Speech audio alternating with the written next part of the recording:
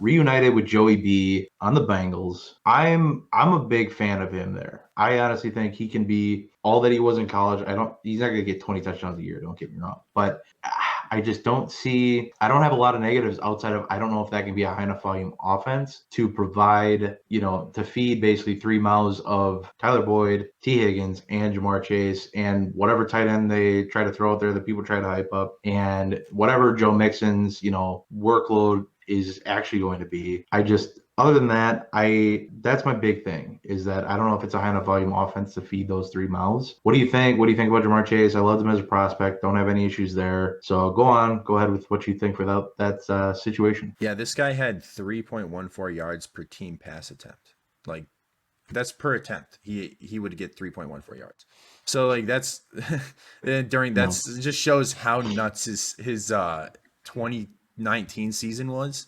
Just insane. 32.2% dominator rating. But the negatives for Jamar Chase is it's a 1-year sample size. That's pretty small sample. When you talk about wide receivers, you want a good separator.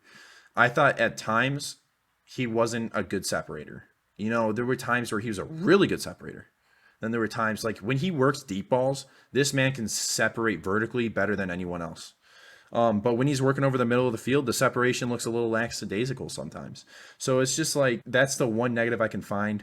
And then the one thing that I found interesting was he had one career rushing attempt, only one. So for a guy who reminds me of DJ Moore's size and speed blend, he doesn't really have the carries that DJ Moore had. But he's a really good blocker. So he's going to line up outside. Obviously, he's got the outside wide receiver build. He's got alpha mentality. He had good slot snaps his 2019 season, so he can work inside outside. And he was number 6 in missed tackles forced in 2019 from Pro Football Focus. Not bad, man. I think. What do you think? Do you think that offense can be high volume enough or do you think one of those wide receivers is going to hurt? Do you think that all three going to hurt and suffer from having so much going on in that offense? What do you think? So the interesting conundrum here is Tyler Boyd gets hurt if Joe Burrow's not passing the ball. So if Joe Burrow's not there, Tyler Boyd goes down. But if Joe Burrow's in, Tyler Boyd's value goes up. But also if T. Higgins is kind of quarterback proof, so it doesn't matter who's playing quarterback, he gets like his, I think it was 8 fantasy points per game when Joe Burrow wasn't in and 9 something when Joe Burrow was in. So it's pretty close for fantasy points per game. And then Jamar Chase, I think, is going to come in and be the alpha there. So I think he's going to come in and just be the number 1.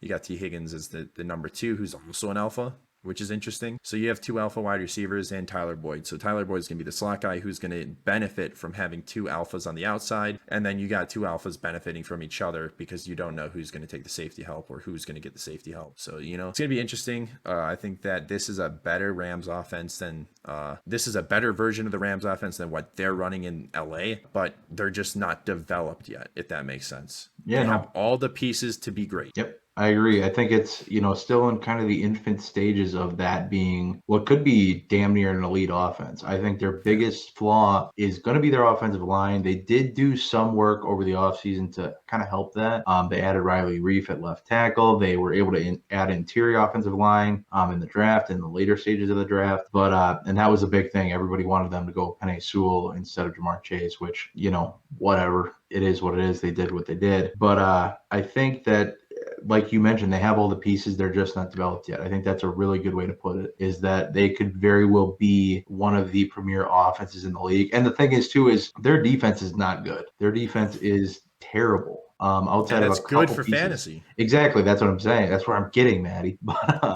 outside of a couple pieces, that defense is trash, honestly. Like, they're so bad. They don't run a good scheme. They don't have a good coordinator. They don't have, an elite linebacker calling plays. They don't have a shutdown corner. So, they're going to be playing catch up early and often, especially in that division with the Browns, the Steelers, and the Ravens. They're going to be playing catch up. It's going to be probably a bevy of fantasy points. So I think there is a good chance that they have a high enough volume offense to at least help Jamar Chase, like you said, being the alpha week to week. And then the other two will kind of be more flex plays or more like maybe matchup dependent kind of plays.